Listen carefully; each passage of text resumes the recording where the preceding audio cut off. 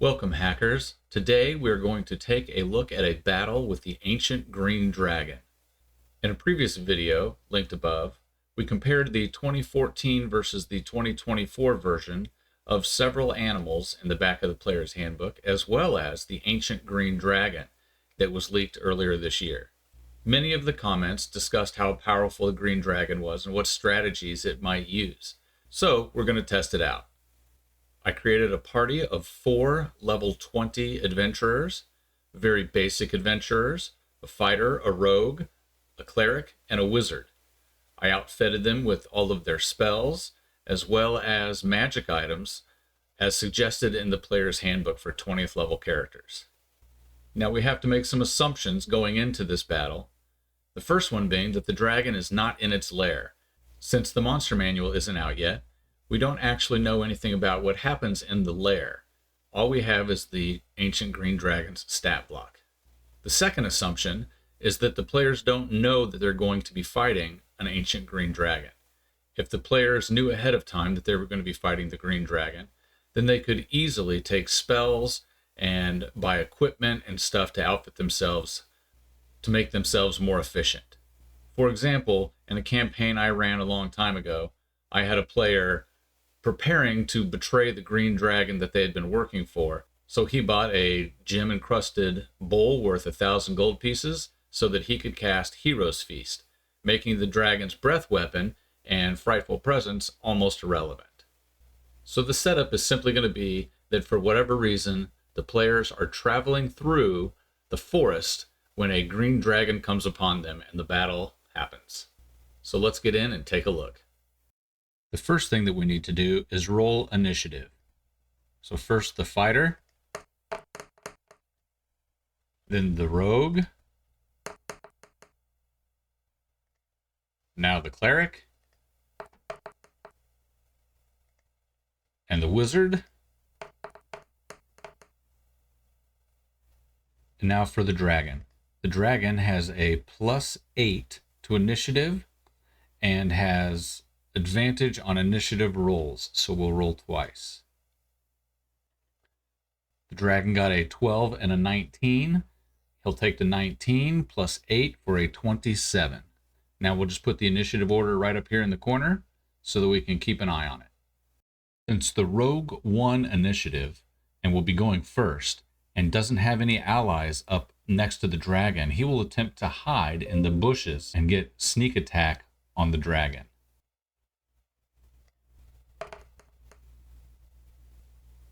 Now you can see that the rogue rolled a 23, but the passive perception of the dragon is a 27. So the rogue is not hidden. Thanks to Thieves' reflexes, the rogue can take 2 turns during the first round of any combat. You take the first turn at your normal initiative and your second turn at the initiative -10. So that means his second turn will come right after the dragon. In his first turn, he's going to try to throw a dagger at the dragon. He rolled a 29, and the dragon's armor class is only a 21, so he'll hit with no extra damage from sneak attack because he was unable to hide. The dragon starts with 402 hit points, so this hit of 9 damage takes him down to 393. At the end of his turn, the dragon is going to use one of his reactions. He gets 3 per round. He's going to use what was discussed in our comments in the previous video, Charming Presence. Charming Presence allows the dragon to cast Charm Monster at level 5 anytime another player ends its turn. Charm Monster says, one creature you can see within range makes a wisdom saving throw. It does so with advantage if you or your allies are fighting it. On a failed save, the target has the charmed condition until the spell ends or until you or your allies damage it. The charmed creature is friendly to you. When the spell ends, the target knows it was charmed by you. At higher levels, you can add 1 additional creature for each spell slot above 4. And since this is automatically at level 5, then we can target 2 creatures. The dragon recognizes that the wizard and the cleric with all of their spells can cause a lot of havoc. and can disrupt things like Charm Monster or if it casts Cloud Kill. So it's going to try to get those two creatures charmed as quickly as possible. So it will target the Wizard and the Cleric with Charm Monster. Both of these saves will be at advantage because they are fighting the dragon. So the Wizard gets a 21, which is the save DC for it. So the Wizard is not charmed. And the Cleric also rolled a 21. They both got exactly what they needed to be safe. Next, it is the dragon's turn. On the dragon's turn, he's going to move up to the party. Once here, he's going to cast Cloud Kill. Cloud Kill creates a 20-foot radius sphere of yellow-green fog centered on a point within range. The fog lasts for the duration or until a strong wind, such as one created by a gust of wind, disperses it, ending the spell. Its area is heavily obscured. Each creature in the sphere makes a Constitution saving throw, taking 5d8 poison damage on a failed save, or half as much on a successful one. A creature must also make this save when the sphere moves into its space and when it enters the sphere or ends its turn there. A creature makes this save only once per turn. The sphere moves 10 feet away from you at the start of each of your turns. So we will make a 20-foot radius sphere. We'll move it over here. We will place it so that everybody is inside the sphere, and it should move straight west on each of the dragon's turns. Now the dragon is immune to the poison damage, but each of the characters will have to make a saving throw. The DC for the saving throw is 21. So the rogue failed his save. The wizard failed their save. Cleric failed their save. And the fighter succeeded on their saving throw. Now the dragon casting Cloud Kill casts it at level 8 effectivity. So that's an extra 3d8 above what it normally does for a total of 8d8 damage. So it is 33 points of damage from the Cloud Kill.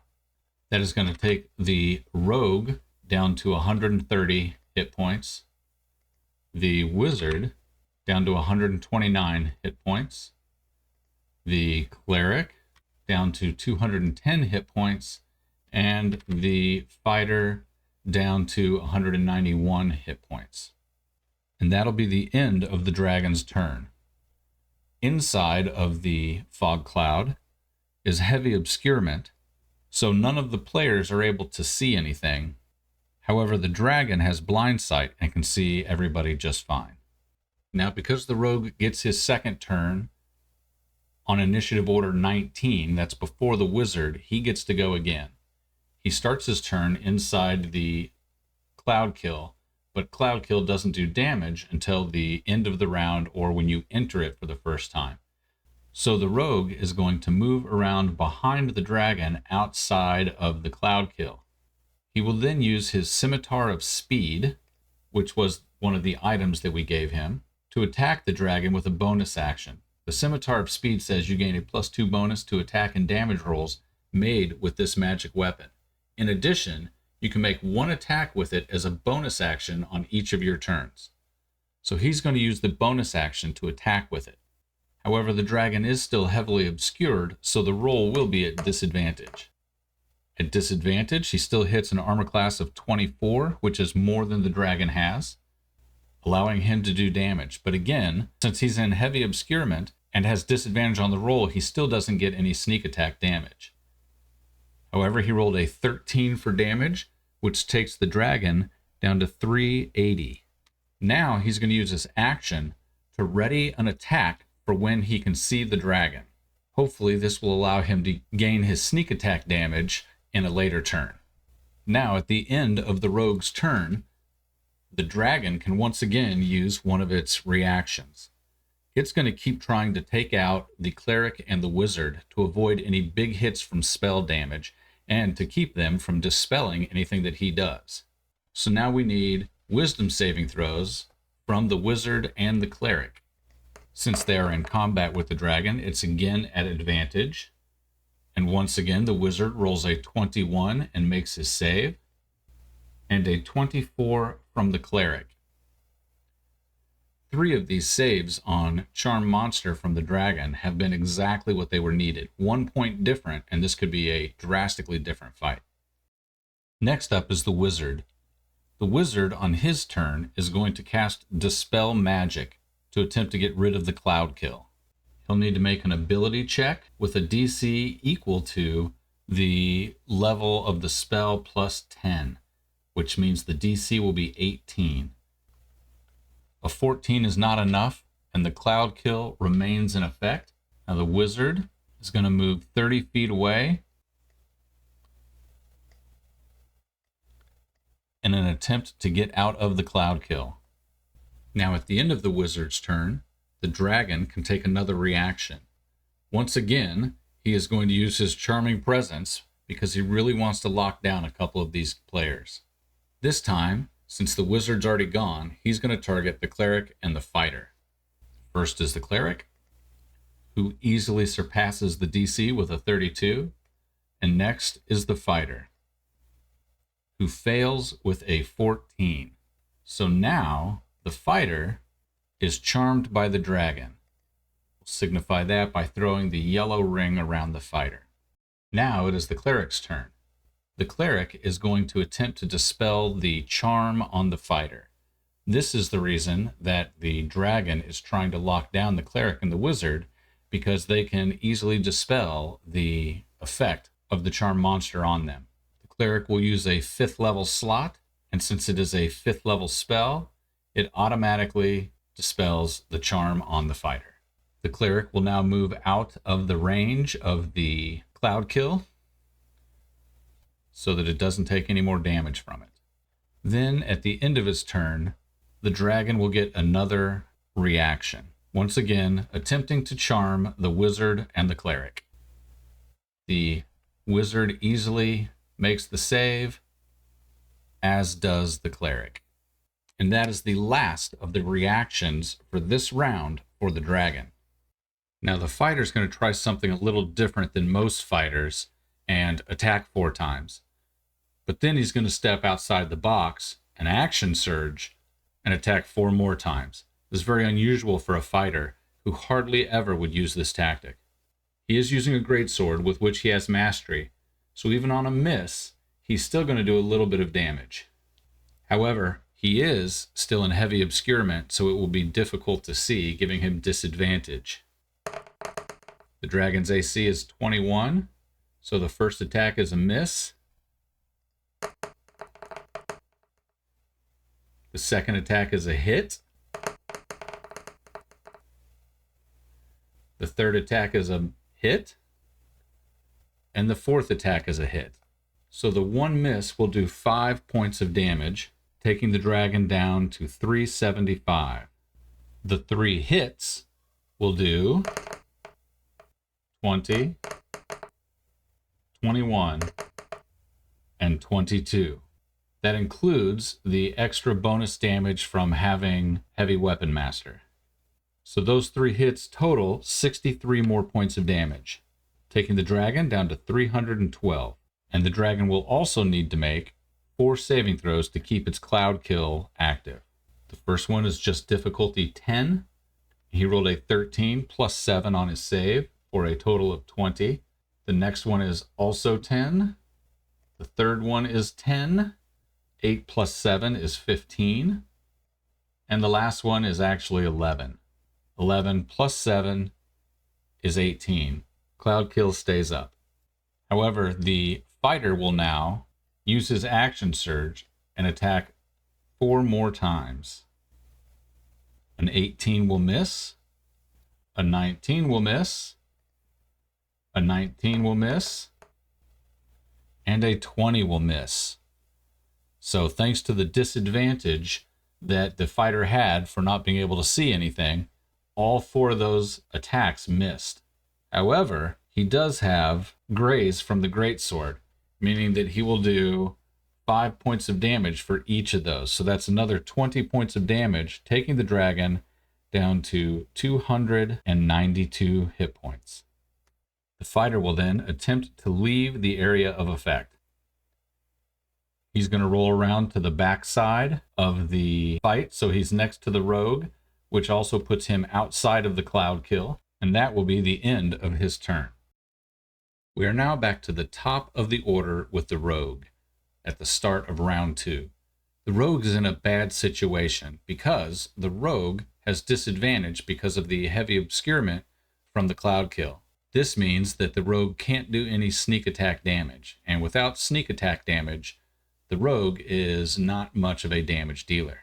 Because of this, the rogue is simply going to try to position himself to be more useful later in the fight. So the rogue will move down here behind this tree and attempt to hide again as a bonus action.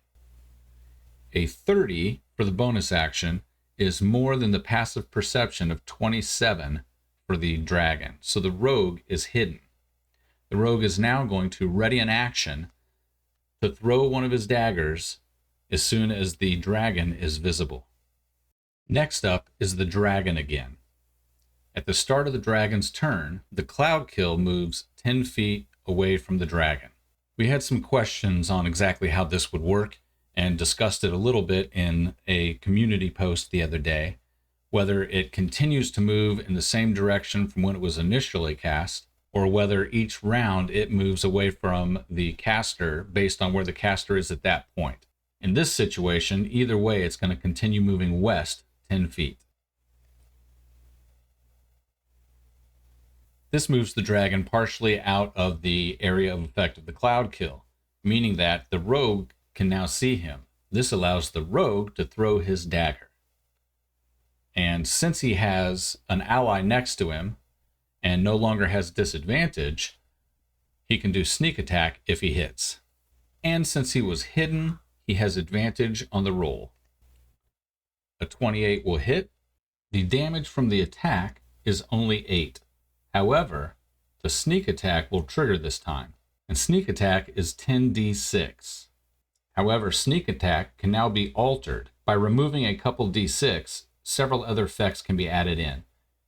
In this situation, the rogue is going to remove 2d6 and make an attempt to daze the dragon. If the dragon fails a DC 19 Constitution saving throw, it can only take a move or an action or a bonus action, but not all of them. But that is still 8d6 damage. So it takes 8 from the dagger plus 36 for a total of 44 points of damage, bringing the dragon down to 248 hit points.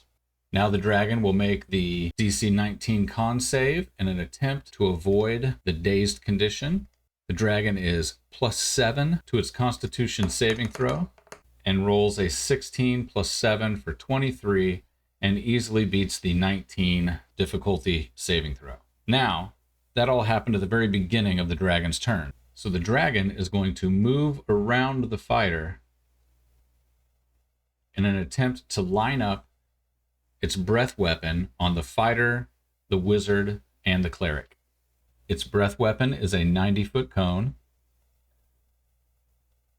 and that can easily get all 3 of those players.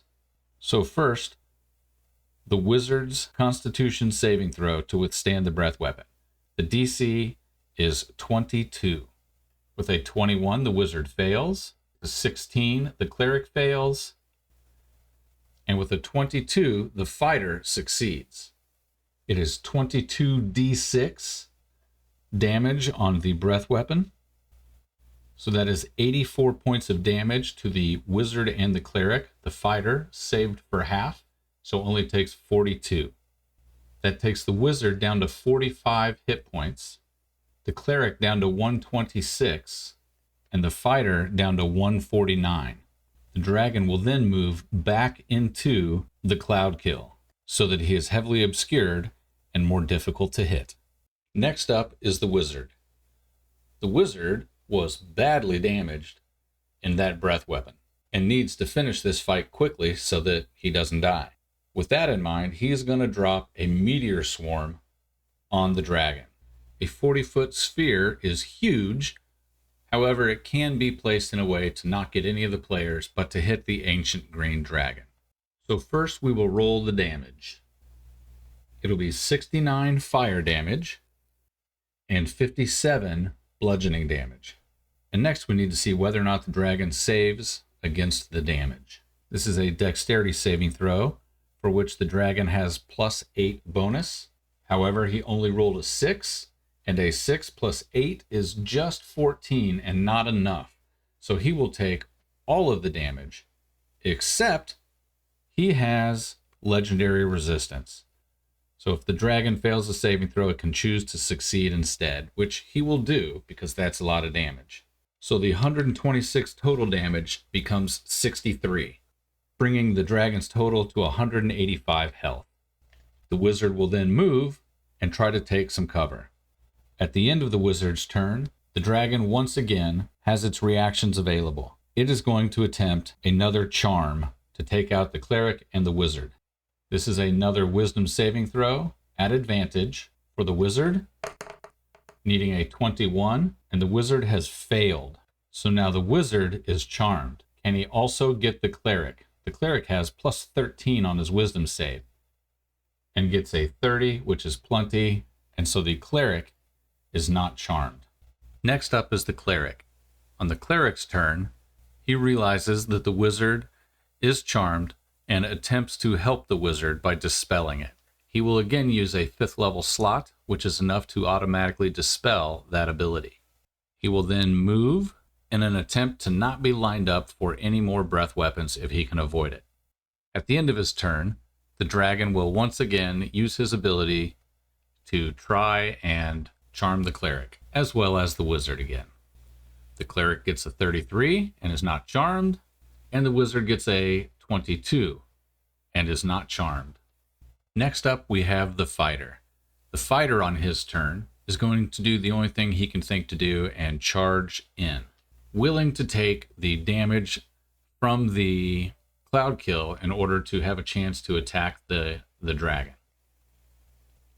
When he enters, he has to make a saving throw versus the cloud kill. It's a constitution saving throw, which the fighter is pretty good at, and he succeeds on the save.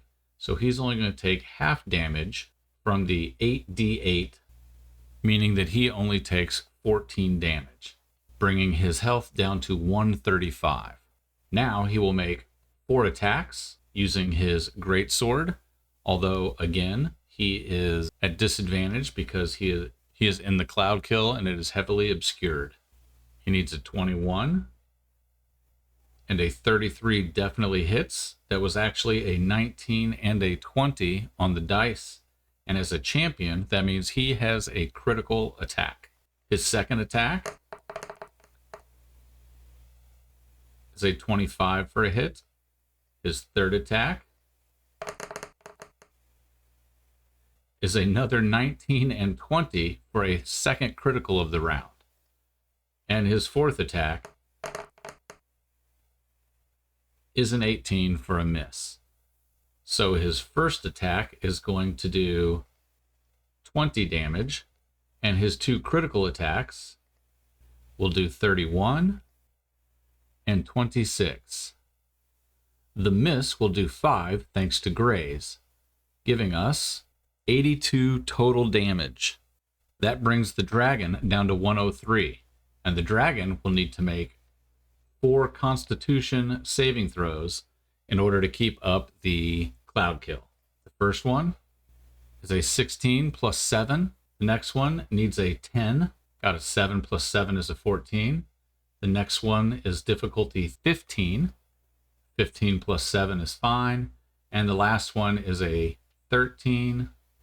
18 plus 7, 25 is more than enough. So he keeps the spell up. However, is down to 103. The fighter, being level 20, has 2 action surges and will fire that off again, allowing him to attack 4 more times. First one is a 30 for a hit. The second one is a 21 for a hit. The third one is a 27 for a hit. And the fourth one is a 24 for a hit. All 4 attacks hit, though no criticals this time. So we will roll the damage. 24 and 20 and 21 and 22 for a total of 87 damage. 87 damage brings the dragon down to only 16 hit points.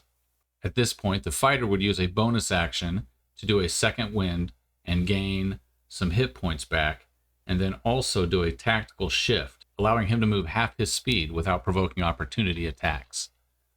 This is going to get the fighter back out of range without risk of being attacked by the dragon. Now at this point, the dragon is at 16 hit points. He can use his reactions one more time and possibly charm a couple of people. However, it only requires one hit from any of the players to finish off the dragon. I think we can see that even though the dragon did some decent damage, the strategy of just constantly charming the party may not be the best strategy. First of all, the party is all level 20 and have decent wisdom saving throws. On top of that, they've probably gathered magic items over the years, giving them bonuses to their saving throws, which is what we've included in these characters. But also having two different characters that can cast Dispel Magic means that the dragon would have to lock down both of those characters with the charm before it can just focus on the other two. Otherwise, whichever one is still standing can just remove the charm from the other one. So what happens if we change the strategy a little bit, and instead of trying to charm people the whole time, the dragon is simply trying to do damage the entire time? Instead of using all of his reactions for charming, he would be attacking. He'd be using his breath weapon more frequently, though he would still use his cloud kill to gain heavy obscurement away from the party. Let's take a look at that. So the scenario stays the same, and we will go ahead and keep the initiative order the same as well, just for sake of ease of use. First up again will be the rogue with an initiative of 29. He's going to do the same thing that he did before and attempt to move up here and hide. He gets a stealth roll of 32, which is better than the dragon's passive perception, and thus he is hidden. However, his only ranged weapon is a dagger, and his daggers don't have enough range without being at disadvantage. And being at disadvantage would mean that he would not get a sneak attack damage. So he'll simply stay hidden at this point. Next up is the dragon. The dragon's going to move up and use Cloud Kill again. This puts all of the players inside the Cloud Kill along with heavy obscurement, meaning that they can't see anything. For Cloud Kill, they're going to need to make Constitution saving throws with a difficulty of 21. The rogue gets a 12 and fails. The wizard gets an 8 and fails. The cleric has a 24 and succeeds. And the fighter has a 28 and succeeds. As we discussed earlier, it's 8d8 for a total of 37. That takes the rogue down to 126, and the wizard down to 125, the cleric down to 225, and the fighter down to 206. That will be the end of the dragon's turn. Next up is the wizard. Now on the wizard's turn, he is going to again try to dispel the Cloud Kill, because he doesn't know where the dragon is precisely in order to cast a spell at him. He'll again use the Dispel Magic and need to make an ability check with a difficulty of 18. He only gets a 12, and the spell is still active. So the wizard will then move out of the Cloud Kill. At the end of the wizard's turn, the dragon is going to be able to use one of its abilities. The dragon is going to make one rend attack on the cleric. Its rend attack is plus 15 to hit and does piercing and poison damage, has a reach of 15 feet. 8 plus 15 gives us a 23. However, the cleric's armor class is a lofty 26 thanks to some magical items, meaning that the dragon misses. Next up is the cleric. The cleric, on his turn, will cast Spirit Guardians using his 9th level slot. This is going to create a 15-foot emanation around him for the duration. As soon as it's cast, the dragon will need to make a saving throw, since he is within the emanation, to avoid taking the damage. The dragon does have a good wisdom saving throw at +10. So he gets a 26 on his save and will only take half damage from the cleric's spell. The spell does 32 damage, half of that is 16, bringing the dragon's hit points down to 186. The cleric will then leave the area of effect. At the end of the turn, the dragon gets another reaction. Again, we're focusing more on damage than we are on charming as before, so this time he will again make a rend attack. It is +15 to hit, and he is going to hit the fighter. However, since the fighter can't see, being in the heavy obscurement, he'll have advantage on the roll. He'll take the 17, +15 for 32 is more than enough to hit the fighter's armor class. The attack does 2d8 +8 piercing and 3d6 poison. We're just going to take the averages here for a total of 27, bringing the fighter's life down to 179. Next up is the fighter. The fighter in the cloud kill can't see anything, and so he will attempt to move out of the area of effect. Once outside of the area of effect, he will make his attacks without disadvantage. First attack is a 16, will miss. Second attack, a 30 will hit. The third attack is a 21, that will hit. And the final attack is a 16, that will miss. The two misses will do 5 points of damage to the dragon each, taking it down to 376. And the two hits will do 18 each for 36 more damage, taking it down to 340. The dragon also needs to make 4 saving throws to keep its cloud kill up. All it needs is a 10 for any of them, and it has +7 to the roll. 16 is plenty, 17, 12, and a 1. On the last save, the cloud kill drops. Now the fighter is going to go ahead and use his action surge to go ahead and attack 4 more times. A fumble will miss, 23 hits, an 18 misses, and another fumble for another miss. So 3 more grazes from the great weapon for 15, taking the dragon to 325, and the hit will do 20 points of damage, taking the dragon to 305. Now, at the end of the fighter's turn, the dragon gets another retaliation attack and will rend. Only rolled a 3 +15 for a total of 18, and that will miss the fighter. Now we are back up to the beginning of round 2. The rogue is up again. He can see the dragon, and he has an ally next to it. He is now close enough to throw his dagger without disadvantage for range. He does have several melee options, however, he's going to choose to stay a little bit away. He also ended last round hidden and hasn't revealed himself, so he will have advantage on this attack roll. Even with advantage, he only gets a 20, which is not enough to hit the dragon. The dragon is all out of reactions until his turn, so he won't be able to do anything at the end of the rogue's turn. The rogue will use a bonus action to attempt to hide again. A 21 is not going to be enough to get past the passive perception, so the dragon knows that he's there. The dragon is now up. The dragon is going to move over to here in order to get a chance at using his breath weapon and hitting multiple enemies. With a properly lined up breath weapon, he can get the rogue, the cleric, and the wizard. So the 3 of them will need to make a DC 22 Constitution saving throw.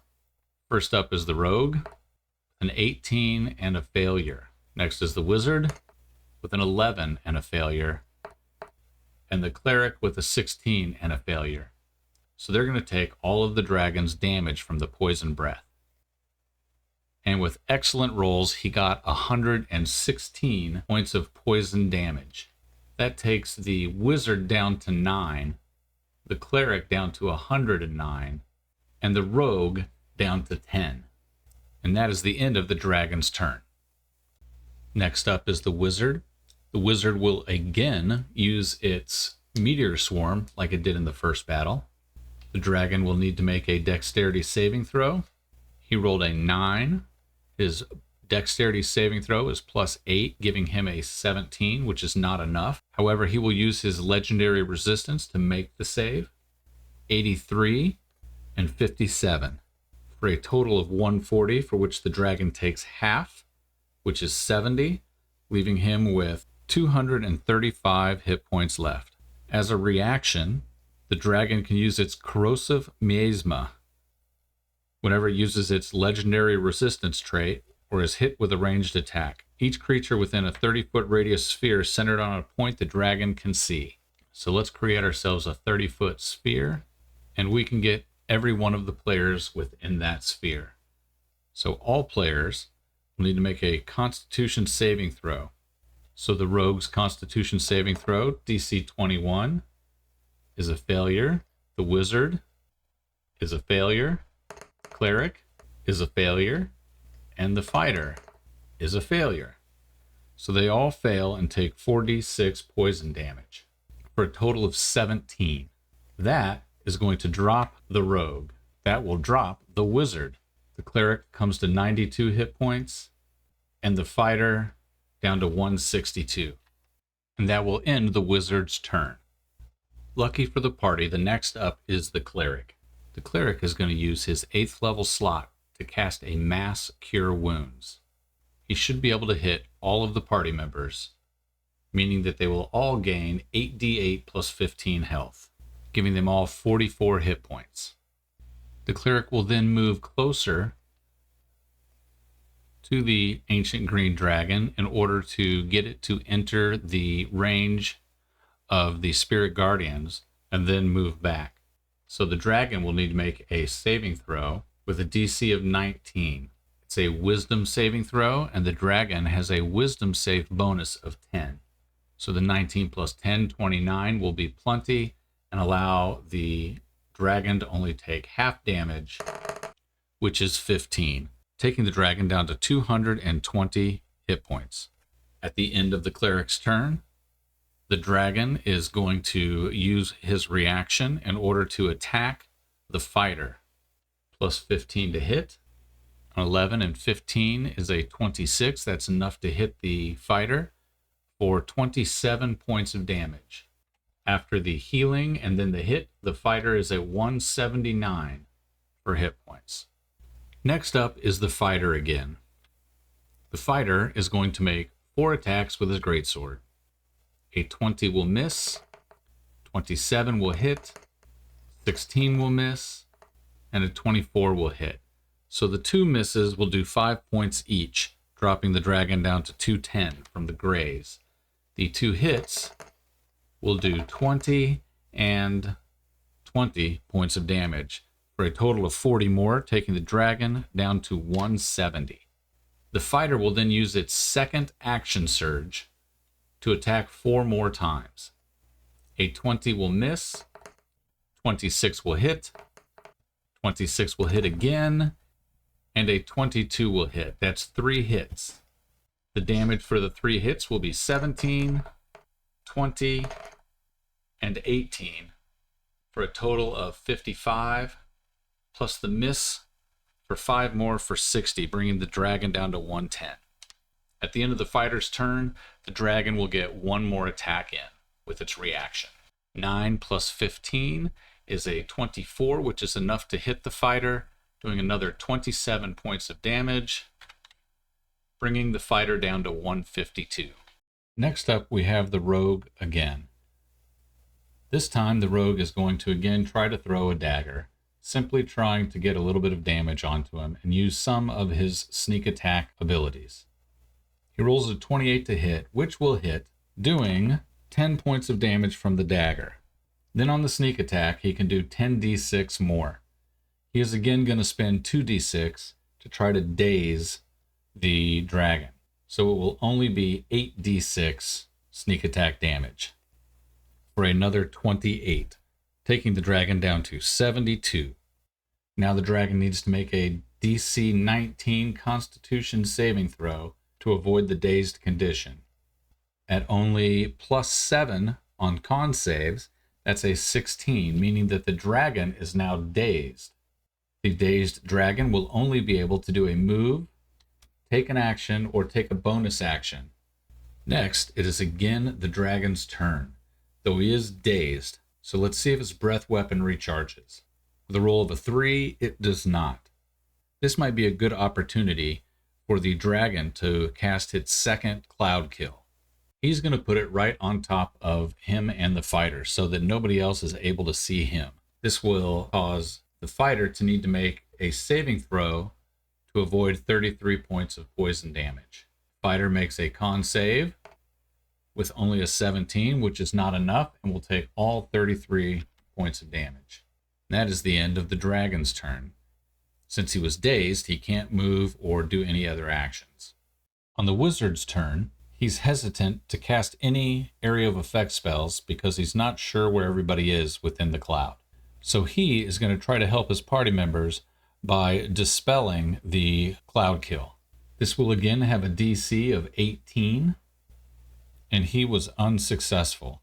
At the end of his turn, the dragon can use its rend attack, and will do so on the fighter. A 16 plus 15 is 31, more than enough to hit, doing 27 points of damage to the fighter, bringing him down to 92 health.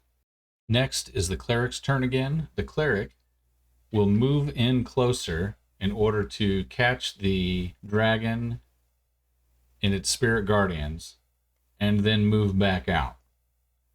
The dragon will need to make a saving throw.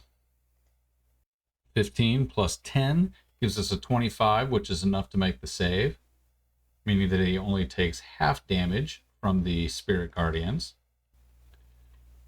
32, half of that is 16, giving the dragon 56 hit points.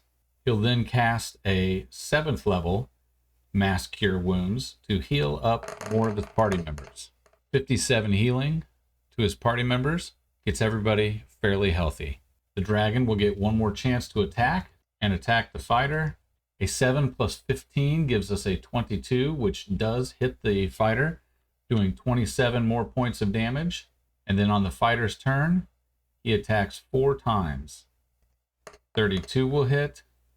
Another 32 will hit. 19 is a critical.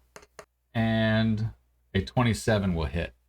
So that is 4 hits for 25, 22, 20, and the critical hit 31, giving us 98 points of damage, which is more than the dragon has left. So the dragon is dead.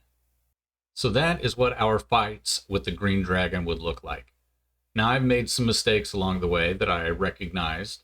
However, I didn't go back and correct them, as this was just a thought experiment to see what it might be like. And I made most of the mistakes in both fights, so it seems pretty fair. Let me know in the comments if you noticed any mistakes I made or other tactics that I might have wanted to use. We did notice in the encounter where we were trying to charm the players that we had a lot of saving throws that hit exactly what they needed. Just one less on a saving throw, maybe even just an item that does a little bit less bonus to saving throws, might have been enough to swing that battle completely into the dragon's favor. In the fight, where we were just focusing mostly on damage, we had a couple of good rolls on our breath weapon and some attack rolls, and some bad rolls for the players on saves that caused 2 of the players to go down. You can see how valuable having somebody to heal your players can be, especially when you're looking at fights like this. Without the cleric there to raise all the players back up, this could have been a drastically different fight as well. I think the moral of the story is that either tactic could be pretty good, and it just depends on which play style you want to run your dragon. Again, in this scenario, it was just a party meeting a dragon in the forest and having a fight. This could have been a fight where it was the 3rd or 4th one of the day, and they could be low on hit points or have fewer spell slots available, and that could have made the fight go drastically different as well. I think we all know that boss fights against a single opponent tend to favor the party members, as the action economy is in their favor. But also a boss fight where they haven't fought anything else during the day can drastically change it. So let me know in the comments below if you think the Ancient Green Dragon is an appropriate challenge rating for a party of level 20 characters. In his lair, he would be much more dangerous, along with all the other fights that they would have to go through along the way and the resources they'd have to spend. The green dragon is one of my favorite dragons, right behind the blue, but the party made pretty easy work of it. So until next time, keep on hacking the dungeon.